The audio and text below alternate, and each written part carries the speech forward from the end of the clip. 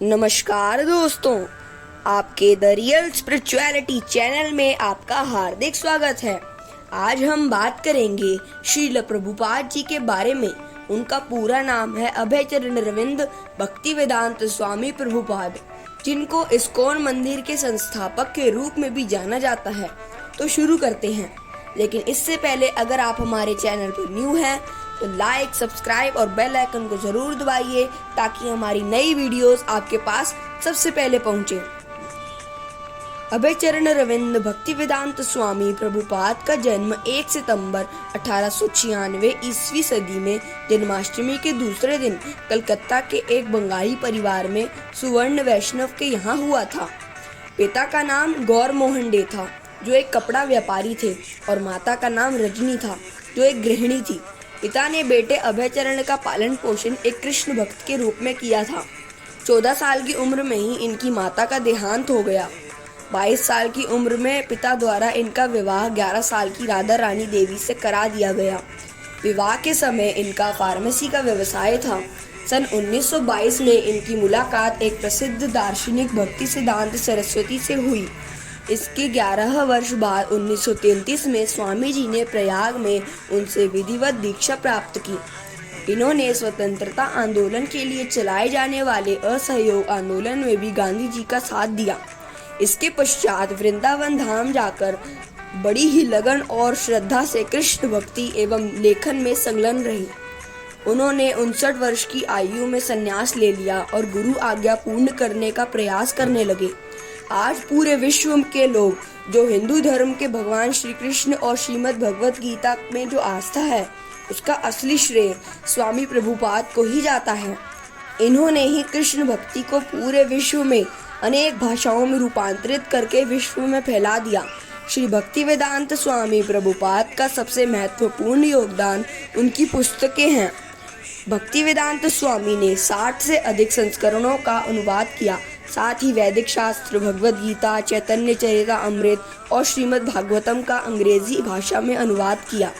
New York से प्रारंभ हुई कृष्ण भक्ति की निर्मल धारा धीरे धीरे विश्व के कोने कोने में बहने लगी। स्वामी प्रभुपाद जी के अथक प्रयासों के कारण 10 वर्ष के कम समय में ही पूरे विश्व में लगभग 108 मंदिर का निर्माण हो चुका था। जब सन 1965 में यह मालवाहक जहाज से पहली बार लगभग 70 साल की उम्र में न्यूयॉर्क नगर में पहुंचे तो उनके पास उस समय केवल $60 ही थे। 32 दिन की यात्रा के दौरान उन्हें 2 बार हार्ट अटैक भी आए। जब यह न्यूयॉर्क शहर पहुंचे तो उस समय वियतनामी और न्यूयॉर्क का युद्ध चल रहा था, जिसके कारण हिप्पी आ गए थे। तभी स्वामी जी ने सोचा क्यों न यहीं से शुरुआत की जाए। स्वामी जी ने इनके लिए कीर्तन शुरू किया, लेकिन हिप्पी वहाँ उनको बहुत परेशान करते, बहुत उनकी बेइज्जती करते। स्वामी जी ने फिर भी उनके लिए भोजन बनाया और कथा सुनाई। धीरे धीरे ये लोग परिवर्तित हो गए और भगवद गीता का पाठ करने लगे।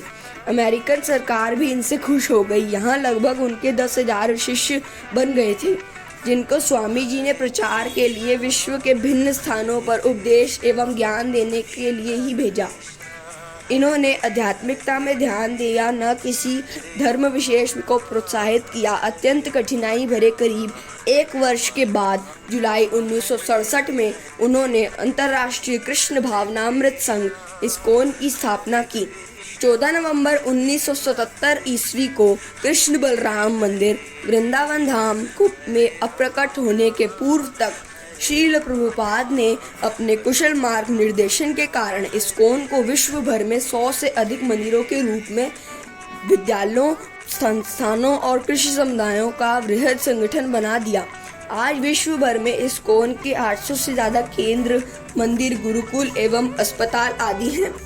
सन 1967 से सन 1977 के बीच लगभग 11 वर्षों में उन्होंने विश्व भर का 14 बार भ्रमण किया तथा कृष्ण भावना के वैज्ञानिक आधार को स्थापित करने के लिए उन्होंने भक्तिवेदांत इंस्टीट्यूट की भी स्थापना की।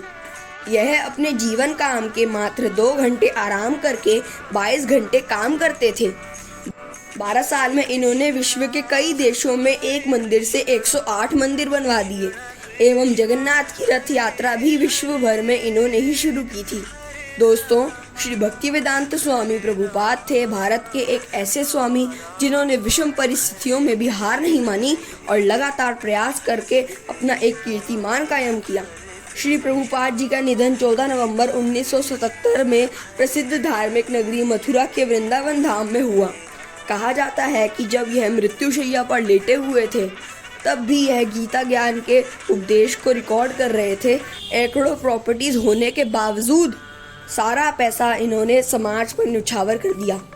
अगर आपको हमारी वीडियो अच्छी लगी हो तो लाइक, सब्सक्राइब और शेयर ज़रूर कीजिए और हमारी लेटेस्ट वीडियो जानने के लिए बेल आइकन को ज़रूर प्रेस कीजिए।